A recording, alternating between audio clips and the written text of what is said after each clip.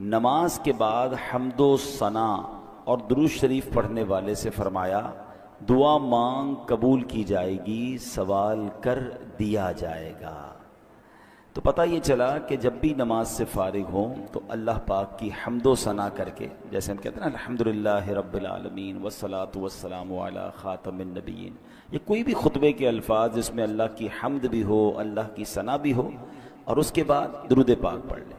یعنی یہ اگر آپ نے نماز کے بعد کام کر لیا اور اب دعا مانگیں تو کیسی قبول ہوتی ہے کہ نبی پاک نے کیا فرمایا کہ دعا مانگ قبول کی جائے گی، سوال کر دیا جائے گا۔ تو یہ خاص پھر قبولیت کا وقت ہو جاتا ہے۔ اور ویسے بھی جمعہ کا دن ہے، آج مبارک دن ہے، اور ہم کوشش کرتے ہیں کہ ہر جمعے کو یہ حدیث پاک ایک بار پھر سن لیا کریں کہ اللہ کے نبی علیہ الصلوۃ والسلام نے فرمایا، جس کا مضمون ہے کہ جو کوئی شخص جمعہ کے دن مجھ پر 200 بار درود پاک پڑھے اس کے 200 برس کے گناہ معاف کر دیے جاتے ہیں۔ تو خاص درود پاک پڑھنے کا دن ہے، تو کثرت کے ساتھ درود پاک پڑھتے رہا کریں۔ آئیے مل کر محبت کے ساتھ بآواز بلند درود پاک پڑھ لیں۔ صلو علی الحبیب صلی اللہ تعالی علی محمد صلی اللہ علیہ وسلم۔ دعائیں ہوتی ہیں مقبول اس وسیلے سے، خدا کی خاص عنایت درود پاک سے ہے۔ ازل کے دن سے میرے مصطفیٰ کے چرچے ہیں، تمام دہر پہ رحمت درود پاک سے ہے۔ اللہ درود پاک سے سچی محبت عطا فرمائے۔ جمعہ کا جو بیان ہوتا ہے اس میں الحمدللہ ہم قرآن کی باتیں، قرآن کریم فرقان حمید کی کچھ آیتیں، پھر اس کے بعد اس کا ترجمہ اور اس سے ملنے والے میسج کو سمجھنے کی کوشش کرتے ہیں۔ آج قرآن پاک کی جو آیت ہے، میں اگر یہ کہوں تو غلط نہ ہوگا کہ قرآن کی اگر مشہور ترین آیتوں میں سے ایک آیت ہے، ویری امپورٹنٹ اور بہت کمال کی آیت ہے۔ پارہ نمبر 2 ہے، سورہ بقرہ ہے، اور آیت نمبر ہے 154۔ اللہ کریم قرآن مجید میں ارشاد فرماتا ہے وَلَا تَقُولُوا لِمَن يُقْتَلُ فِي سَبِيلِ اللَّهِ أَمْوَاتٌ بَلْ أَحْيَاءٌ وَلَٰكِن لَّا تَشْعُرُونَ۔ بڑی کمال کی آیت۔ اس کا ترجمہ کیا ہے؟ آسان ترجمہ قرآن کنز العرفان۔ اور جو اللہ کی راہ میں مارے جائیں انہیں مردہ نہ کہو، بلکہ وہ زندہ ہیں لیکن تمہیں اس کا شعور نہیں۔ انشاءاللہ اس آیت کے بارے میں جانیں گے، کچھ ذکر کرتے ہیں کربلا والوں کا، اور پھر اسی آیت کے تحت اس میں کچھ بات بھی کریں گے۔ روایت میں ہے کہ جنگ صفین کا موقع تھا، مولا کائنات مولا علی شیر خدا کرم اللہ تعالی وجہ الکریم میدان کربلا سے گزرے۔ یاد رہے یہ کربلا سے بہت پہلے کا واقعہ ہے۔ امام حسین کی جب شہادت ہوئی تو مولا علی تو پہلے ہی شہید ہو چکے تھے، تو یہ بہت پہلے کا واقعہ۔ اسی مقام سے ایگزیکٹلی اس میدان سے جب حضرت علی گزرے تو آپ نے وہاں نماز فجر ادا کی اور اس کی مٹی کو اٹھا کر سونگھا، اور پھر درد بھرے لہجے میں کہا یہ وہ جگہ ہے جہاں ایک جماعت شہید کی جائے گی، وہ سب کے سب بغیر حساب کے جنت میں داخل ہوں گے۔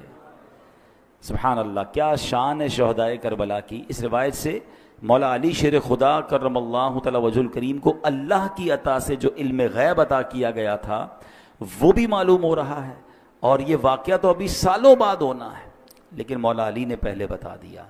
چاہیں تو اشاروں سے اپنے کایا ہی پلٹ دیں دنیا کی، یہ شان ہے خدمت گاروں کی، تو سرکار کا عالم کیا ہوگا۔ اچھا، یہاں یہ بھی پتہ چلا کہ اس میدان پہ کربلا والے امام حسین اور ان کے خاندان والے آئیں گے، شہید ہوں گے، اور سب کے سب بلا حساب جنت میں جائیں گے۔ یہ بھی ان کا مقام پتہ چل رہا ہے۔ اب آتے ہیں آیت کریمہ کی طرف۔ اب کربلا میں شریک ہونے والے خوش نصیب حسینیوں کے بڑے بڑے فضائل ہیں، ان میں بعض تو صحابہ تھے، اور ہمارا سچا پکا عقیدہ ہے کہ ہر صحابی جنتی ہے۔ پھر اس لشکر حسین میں صحابہ بھی تھے، تابعین بھی تھے، یعنی وہ خوش نصیب تھے کہ جنہوں نے صحابہ کرام علیہم رضوان کی صحبت پائی، یہ بھی بڑے اونچے رتبے والے تھے۔ پھر ان کا امام عالی مقام امام حسین کے ساتھ کربلا میں شریک ہونا، آپ پر اپنی جانیں قربان کرنا، یہ ایک اور عظیم فضیلت بنتی ہے۔ اللہ اکبر۔ اور پھر انہیں ایک اور بڑا مرتبہ کیا ملا کہ اللہ کریم نے انہیں شہادت عطا فرمائی۔ شہادت بہت بلند مرتبہ ہے، جیسا کہ ہم نے بھی قرآن پاک کی آیت میں سنا، وَلَا تَقُولُوا لِمَن يُقْتَلُ فِي سَبِيلِ اللَّهِ أَمْوَاتٌ بل احیاء ولکن لا تشعرون، اور جو اللہ کی راہ میں مارے جائیں انہیں مردہ نہ کہو بلکہ وہ زندہ ہیں لیکن تمہیں اس کا شعور نہیں۔ اب ذرا غور کیجئے، شہیدوں کی شان کیسی نرالی ہے۔ آدمی راہ خدا میں جہاد کرتے ہوئے لڑتے ہوئے مارا گیا، وفات ہو گئی، سر کٹ گیا، روح بدن سے نکل گئی، اسے کفن پہنایا، اس کی نماز جنازہ پڑھی، قبر میں اتارا، ظاہری آنکھیں دیکھ رہی ہیں کہ جناب آدمی کا انتقال ہو گیا ہے، مگر قرآن کیا کہہ رہا ہے؟ فرمایا خبردار یہ شہید ہیں، یعنی ہرگز مردہ نہ کہو بلکہ یہ زندہ ہیں، تمہیں شعور نہیں ہے نا عجیب بات بھائی، آنکھیں کہ دیکھ رہی ہیں کہ انتقال ہو گیا ہے، کفن پہنایا، جنازہ ہوا، قبر میں اتار دیا۔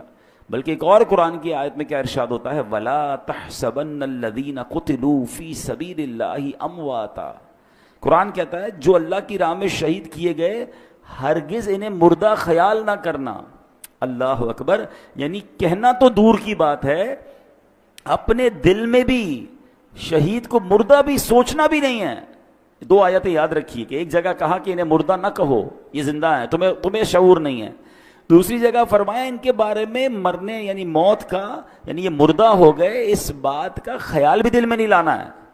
اللہ اکبر، کیوں؟ کیونکہ یہ دنیا سے چلا گیا ہے، اللہ پاک کے ہاں اب بھی زندہ ہے، اسے رزق دیا جاتا ہے۔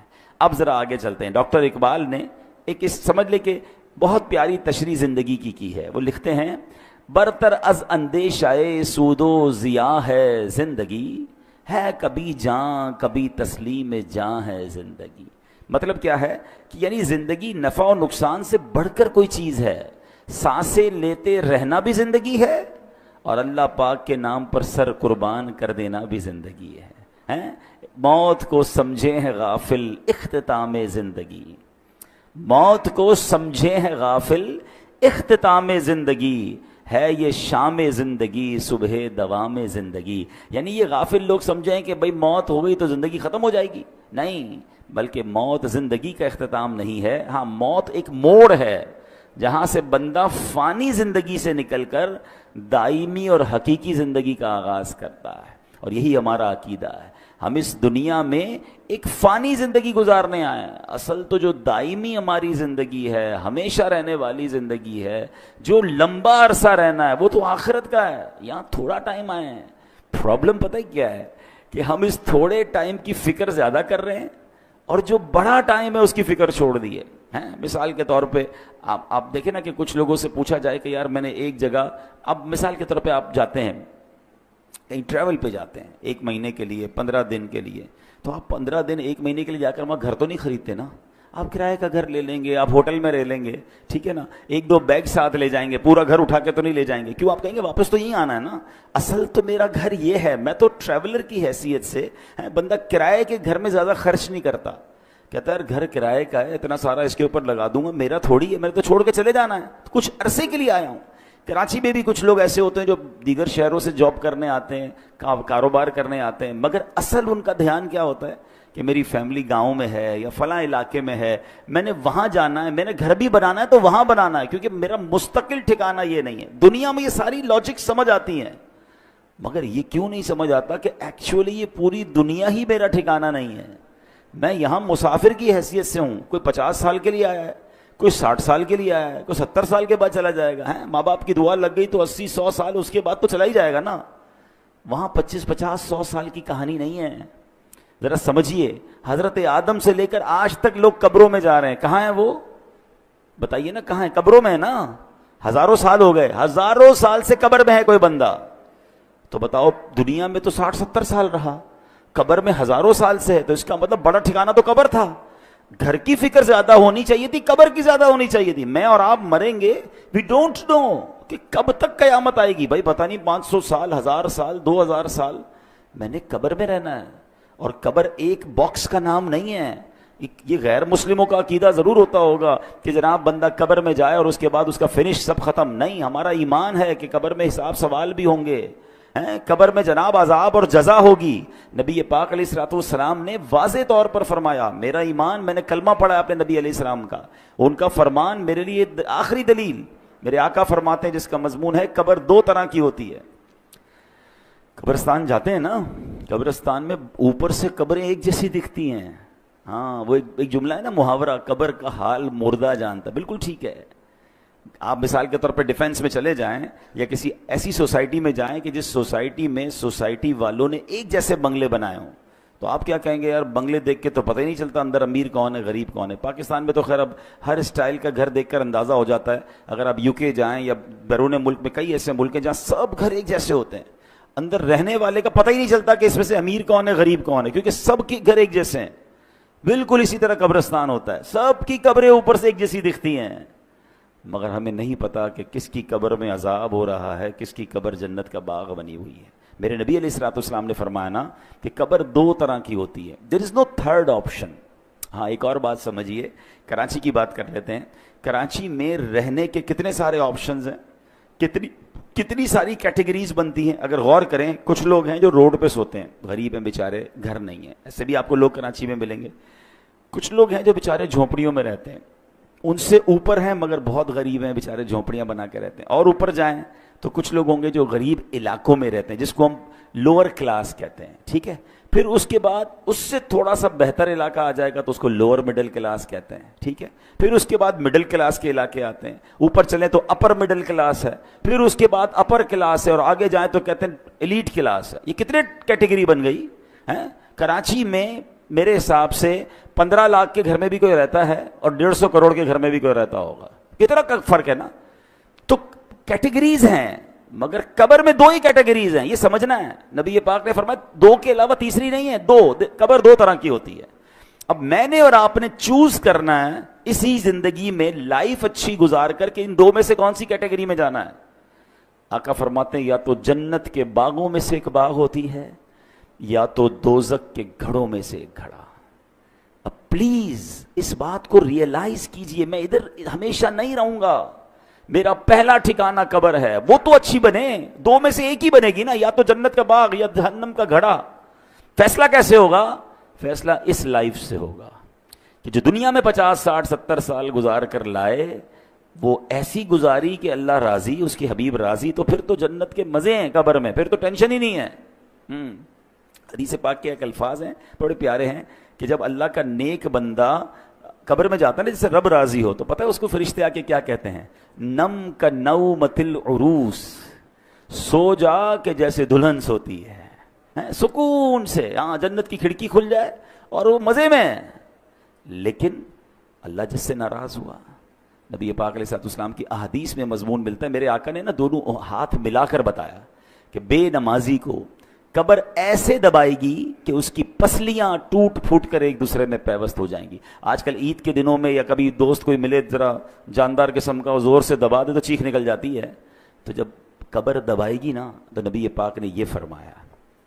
اب یہ تو صرف بے نمازی کی سزا ہے، سود خور ہے، ظلم کرنے والا ہے، قتل کرنے والا ہے، زیادتی کرنے والے ہیں، اللہ کو ناراض کرنے والے کام چھوڑ دیں. ہم یار ہمیشہ نہیں رہیں گے، اس بات کو سمجھ جائیں. میں پھر یہ شعر سناتا ہوں، کیا کمال کی بات ہے، اللہ کرے سمجھ آ جائے. موت کو سمجھے ہے غافل اختتام زندگی، ہے یہ شام زندگی صبح دوام زندگی. اصل زندگی تو اس زندگی کے بعد شروع ہونی ہے.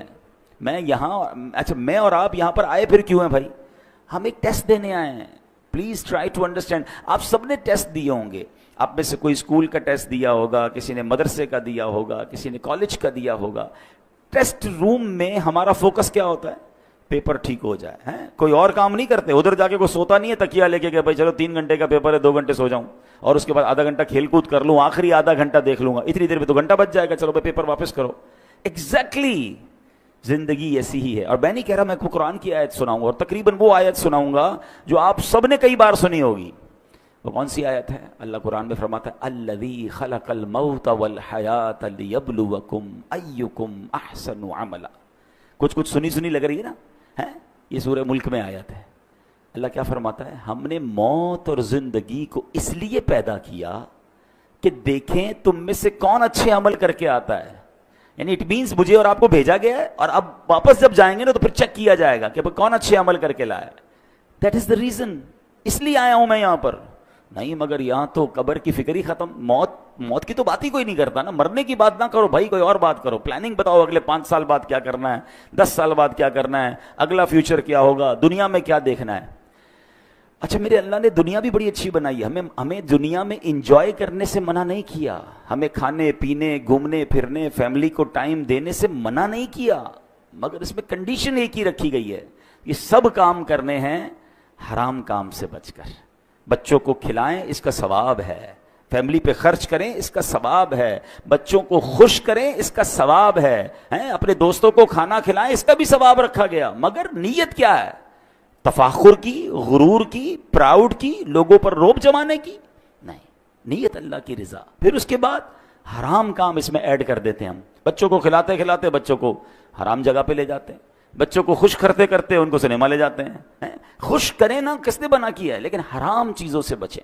تو ایسی بہت ساری ڈیٹیل ہے، لیکن میں نے بس چلے، میرا موضوع چونکہ آج شہید ہے، لیکن بات چلی تو میں اس طرف لے گیا کہ مجھے اور آپ کو بھی جس طرح دنیا میں اپنے گھر کی فکر ہے، جس طرح دنیا میں رہنے کے کل کیا ہوگا، سال بعد کیا ہوگا، 5 سال بعد کیا ہوگا، سوچتے رہتے ہیں، تو یار یہ تو سوچو قبر میں کیا ہوگا، وہاں سوالات کے جوابات دے سکوں گا کہ نہیں، میری قبر جنت کا باغ بنے گی کہ نہیں۔ اچھا قبر پہ ہی معاملہ ختم تھوڑی ہے، قبر کے بعد تو پھر محشر کا دن ہے، اور پھر آگے جنت اور دوزخ کا فیصلہ ہے۔ لیکن بڑی خوبصورت بات علماء فرماتے ہیں، قبر پہلی منزل ہے، جو ادھر کامیاب ہو گیا نا وہ آگے بھی کامیاب، یعنی پہلا ٹیسٹ پاس ہو گیا ہے تو آگے بھی خیر ہے، ادھر ہی پھنس گیا۔ حضرت عثمان غنی رضی اللہ تعالیٰ عنہ کتنی عظیم ہستی ہیں، آپ عشرہ مبشرہ میں سے ہیں، ذوالنورین ہیں، قطعی جنتی ہیں، نبی پاک سے کئی بار جنت کی بشارت سنی ہے، مگر جب قبرستان جاتے تھے نا تو زارو کتار روتے تھے، داڑھی آنسوؤں سے تر ہو جاتی تھی۔ تو کسی نے کہا آپ کے سامنے محشر کا ذکر ہوتا ہے آپ نہیں روتے، جہنم کا ذکر ہوتا ہے اتنا نہیں روتے، لیکن آپ جب قبرستان جاتے ہیں تو بہت روتے ہیں۔ تو کمال کی بات فرمائی، فرماتے قبر ہی پہلی منزل ہے، جو ادھر کامیاب ہو گیا وہ آگے بھی کامیاب ہو گیا۔ تو please try to prepare beautiful grave for you, اپنی بہترین قبر بنانے کی کوشش کرنی ہے۔ وہ پیسوں سے نہیں ہوگی کہ میں کہوں بھائی میرے مرنے کے بعد ماربل والی قبر بنا دینا، آپ ماربل نہیں سونے کی قبر بنا لیں، اگر اللہ ناراض ہے تو اندر عذاب ہو رہا ہوگا۔ باہر کا قبر کا کوئی کمال نہیں ہے، اندر کی کہانی اور ہے۔ اللہ کرے یہ بات مجھے بھی سمجھ آ جائے، یہ بات آپ کو بھی سمجھ آ جائے۔ اب امام حسین رضی اللہ تعالیٰ عنہ کی بات چل رہی ہے، شہیدوں کی بات چل رہی ہے۔ حضرت زید بن ارقم رضی اللہ تعالیٰ عنہ، شہید زندہ ہوتا ہے نا، اب ذرا سنیے گا واقعہ، میں امام حسین کا واقعہ سنانے لگا ہوں۔ صحابی رسول حضرت زید بن ارقم کہتے ہیں جب یزیدی لشکر نے ظلم پہ ظلم ڈھایا کہ امام علی مقام کے سر انور کو معاذ اللہ جب نیزے پر اٹھا لیا گیا، شہید کر کے سر مبارک کو معاذ اللہ کٹ کر کے اب نیزے پر اٹھا کر اسے گلی گلی لیے پھرتے تھے، اللہ اکبر، وہ سمجھتے تھے کہ ہم ان کو معاذ اللہ ان کی عزت ختم کر رہے ہیں، بلکہ یہ نیزے پر سر مبارک کو لے کر گھومنا بھی ان کی عزتوں کو بڑھا رہا تھا۔ کیا خوبصورت بات شاعر لکھتے ہیں نا، سر شہیدان محبت کے ہیں نیزوں پر بلند،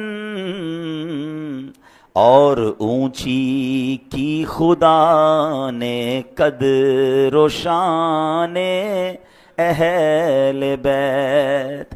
تو وہ کہتے ہیں کہ جب میں نے دیکھا کہ امام حسین کے سر کو لے جایا جا رہا ہے تو میں اپنے مکان کے اوپر والے حصے میں تھا، بالا خانے میں تھا، تو بدبخت یزیدی جب نبی حضرت امام حسین کے سر انور کو لے کر جا رہے تھے نا، تو میں نے امام حسین کے منہ مبارک سے یعنی سر سے تلاوت کی آواز سنی، اور آپ یہ آیت پڑھ رہے تھے سورہ کہف کی، ام حسبت ان اصحاب الکہف الکہف والرقیم کانوا من آیاتنا عجبا، کیا تمہیں معلوم ہوا کہ پہاڑی غار اور جنگل کے کنارے والے وہ ہماری نشانیوں میں سے ایک عجیب نشانی تھے۔ اللہ اکبر، عبادت ہو تو ایسی ہو، تلاوت ہو تو ایسی ہو، سرے شبیر تو نیزے پہ بھی قرآن سناتا ہے۔ یہاں امام حسین کے چاہنے والوں کو ایک میسج بھی ہے کہ میرے امام تو تلوار پر نیزے پر بھی قرآن پڑھتے تھے، اور آج پنجتن کے غلام کہلانے والوں کو کیا قرآن پڑھنا آتا ہے؟ اور پھر آتا ہے تو پڑھتے کتنا ہے؟ ایسا نہ کریں۔ حسینی طریقہ یہ ہے کہ ہم روز جو ہے قرآن پاک کی تلاوت کریں۔ عرب کے کسی عقل مند نے بڑی پیاری بات کہی، لکھتا ہے ان الناس یعیشون و یموتون لیکن الشہداء یعیشون و یعیشون، کہتے ہیں انسان جیتے رہتے ہیں پھر مر جاتے ہیں، مگر شہید جیتے ہیں پھر شہید ہو کر ہمیشہ کی زندگی کو پا لیتے ہیں۔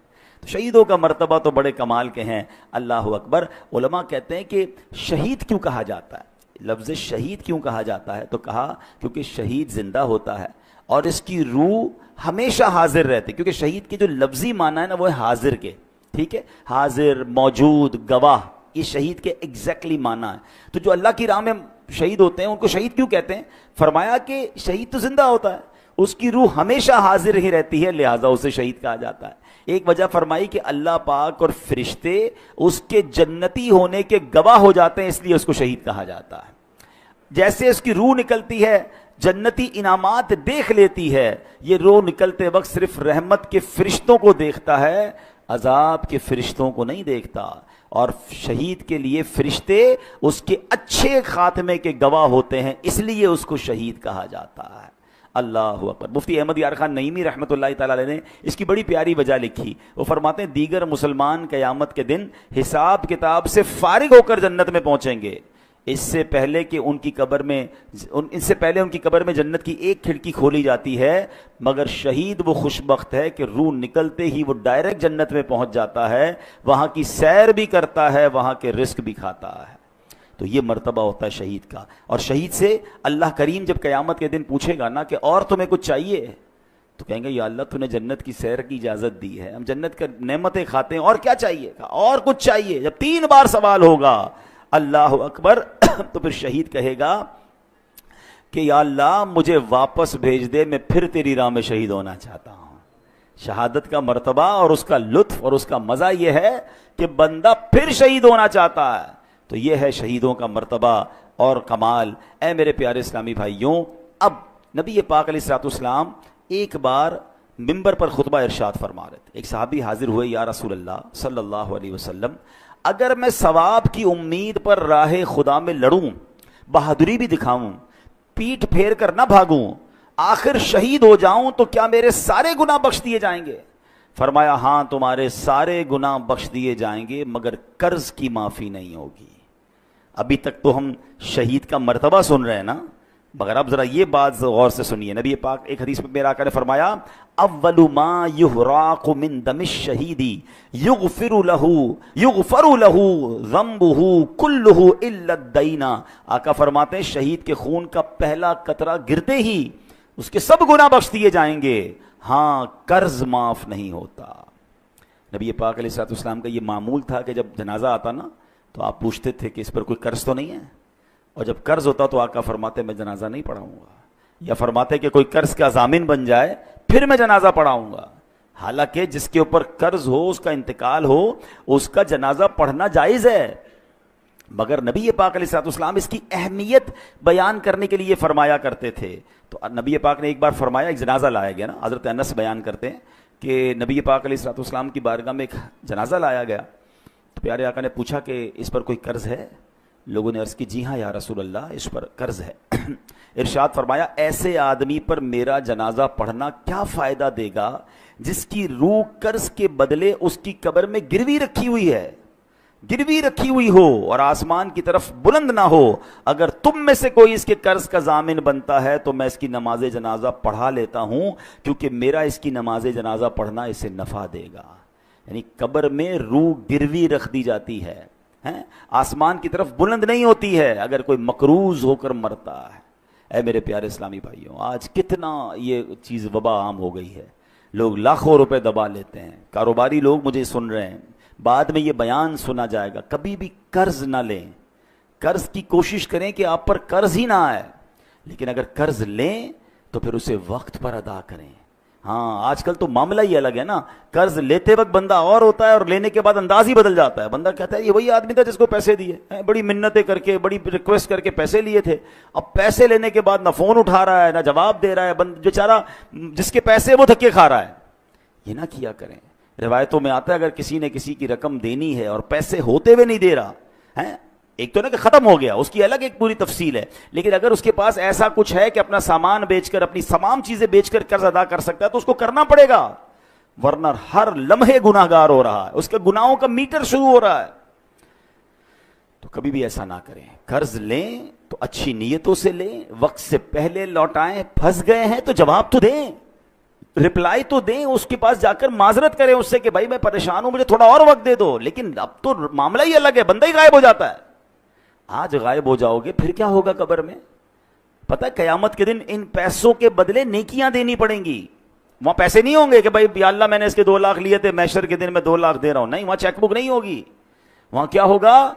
रिवायतों में आता है कि जो आला हजरत इमाम अहले सुन्नत लिखते हैं कि जो किसी के 3 पैसे जानबूझकर दबा ले। 3 पैसों की वैल्यू क्या है? आजकल तो लोग पता नहीं कितना जमीनों पर कब्जा कर रहे हैं, पैसे दबा रहे हैं। फरमाया उसे कयामत के दिन 700 मकबूल बा जमात नमाजें देनी पड़ जाएंगी। एक तरफ 3 पैसे होंगे, उसके बदले देना क्या पड़ेगा? 700, वो भी मकबूल बा जमात नमाजें। जिसने करोड़ों खाए हैं, जिसने जमीनों पे कब्जा किया है, जो लोगों का पैसा नहीं लौटा रहा है, वो क्या जवाब देगा कयामत? नबी पाक ने जनाजा पढ़ाने से मना फरमा दिया।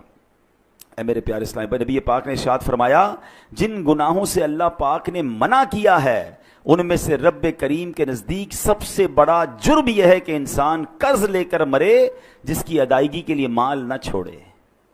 तो ये ना किया करें। हाँ, अब एक और प्रॉब्लम, पैसे लिए कारोबार में तो चलता रहता है भाई, किसी का क्रेडिट है, किसी का डेट है, मैंने किसी को पैसे देने हैं, किसी से लेने हैं, लेकिन इसको अच्छी तरीके से लिखत पढ़त करें, वक्त पर पैसे दिया करें। और अगर आपको लगता है कि अभी जिसको देने वो नहीं मिल रहा या आगे पीछे हो गया तो उसको वसीयत करके जाएं, अपने बच्चों को बता कर जाएं। किसी का इंतकाल होता है, अगले लोग परेशान हो जाते हैं कि यार इसने किसी को घर में बताया नहीं मेरे पैसे हैं।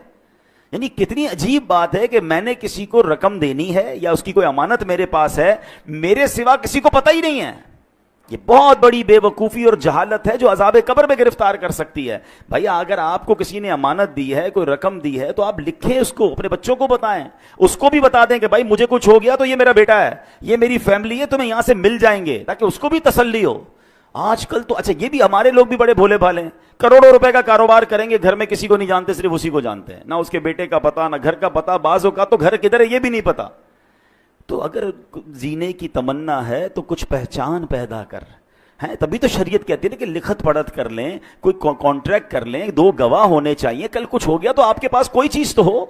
यहां हमारी भी गलती होती है, लेकिन बिलखुसूस उन लोगों को सोचना चाहिए कि जिन पर लोगों का आता है और उन्होंने देने का इंतजाम प्रॉपर नहीं किया, क्योंकि हम तो चले जाएंगे। अभी मैंने बहुत तफसील से बताया कि कब्र कितनी बड़ी हमारी मंजिल है। कब्र में अगर हम अजाब से बचना चाहते हैं तो अपने ऊपर कर्ज छोड़कर ना जाएं, और अगर कर्ज छोड़कर जाएं तो उसकी वसीयत हो, उसका इंतजाम हो, उसकी सबसे पहले देखें ना, मैयत के इंतकाल के बाद शरीयत का हुक्म क्या है कि उसका माल वरसा में बाद में तकसीम होगा, पहले उसका कर्ज अदा किया जाएगा। लेकिन मैंने अगर कर्ज बताया ही नहीं किसी को, घर वालों को, और बाद में घर वालों की तरबियत भी नहीं की, भाई अब्बू मर गए, भाई अब अब्बू से बात करें, हमने नहीं देना। बेटे भी ऐसे कह देते हैं। उन बेटों को भी चाहिए, उन औलाद को भी चाहिए कि अपने बाप पर, मरहूम पर बोझ ना रखें कर्ज का। कि आपने हदीस पाक सुन ली है कि नबी पाक ने जनाजा पढ़ाने से इनकार फरमाया। इससे बड़ी तंबी क्या हो सकती है? अल्लाह करे कि ये बात हमें समझ आ जाए। हम शहीदों के हवाले से बात कर रहे थे, अब यहां पर हम देखिए ना, आज के दौर में तो जिहाद करना, दुश्मन फौज से लड़ना इस्लामी रियासत में पहले फौज का काम है।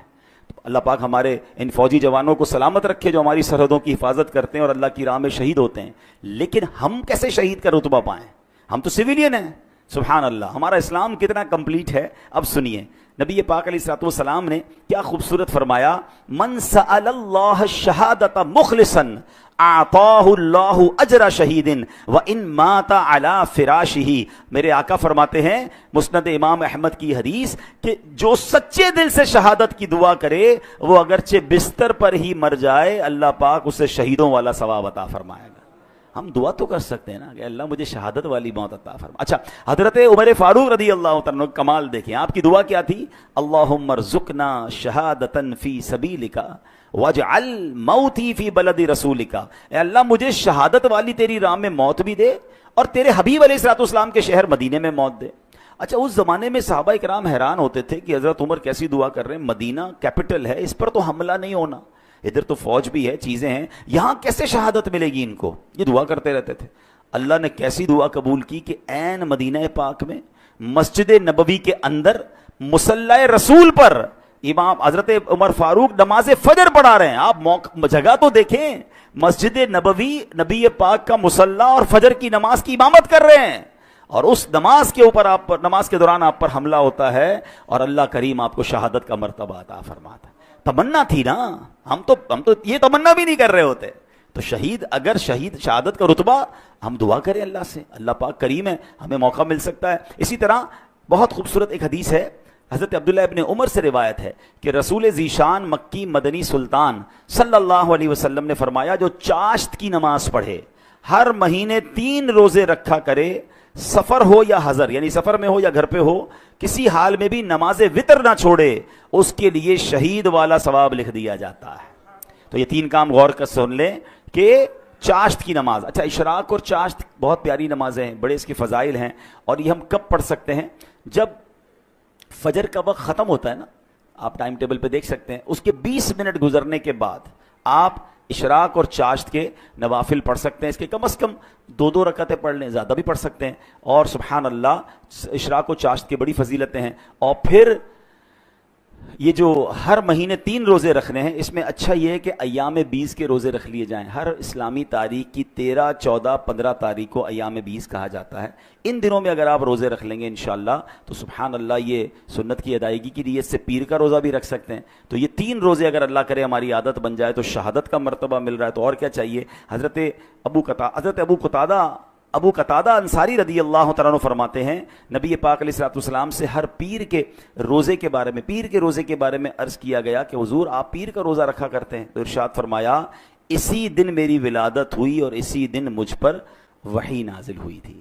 تو بہرحال اللہ کریم ہمیں ان نیکیوں پر عمل کرنے کی توفیق عطا فرمائے. اور آج جو ہم نے شہادت کے بارے میں سنا، اس کے بارے میں بھی، پھر قبر کے بارے میں ہم نے سنا کہ قبر کی تیاری کیسے کرنی ہے، پھر ہم نے قرض کے بارے میں سنا کہ قرض کے معاملات پر کتنا خیال رکھنا ہے.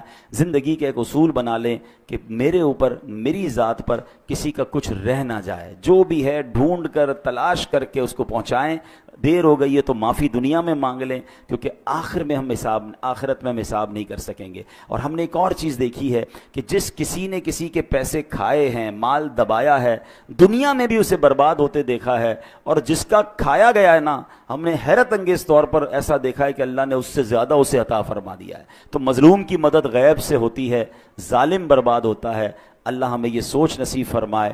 اور یہاں پر ایک آخری بات کر کے اپنی گفتگو ختم کرتا ہوں کہ ہم نے قرآن کی آیت سے اپنے بیان کو شروع کیا تھا کہ اللہ کی راہ میں شہید ہونے والے کو مردہ نہ کہو، تمہیں شعور نہیں ہے وہ اللہ کی بارگاہ میں زندہ ہیں. تو اب ذرا ٹیکنیکلی اور لاجیکلی سمجھ لیں کہ اگر کسی نبی کا امتی شہید ہو جائے، ٹھیک ہے، وہ شہید ہو جائے تو وہ اللہ کی بارگاہ میں زندہ ہے، تو پھر نبی کی جو زندگی ہے اس کا عالم کیا ہوگا؟ وہ تو اس امت کے بھی آقا ہیں. تو سبحان اللہ، احادیث میں بھی یہ مضمون ملتا ہے کہ اللہ نے زمین پر حرام قرار دیا ہے کہ وہ انبیاء کے جسموں کو کھائے. انبیاء حیات ہوتے ہیں اور وہاں انہیں رزق دیا جاتا ہے. یہ کمال ہے اللہ کی عطاؤں سے. تو بہرحال آج قرآن و حدیث کے ذریعے ہم نے یہ شہید کے فضائل سنے ہیں. اللہ کریم ہمیں بھی ایمان اور عافیت کے ساتھ، اے کاش مدینہ منورہ میں شہادت کی موت نصیب فرمائے. آئیے حضرت عمر فاروق اعظم رضی اللہ تعالیٰ عنہ کی اسی دعا پر اپنے بیان کو اختتام کرتے ہیں. آپ چاہیں تو مل کر آمین کہہ دیجئے گا. اللہم ارزقنا شہادتن فی سبیلک واجعل موت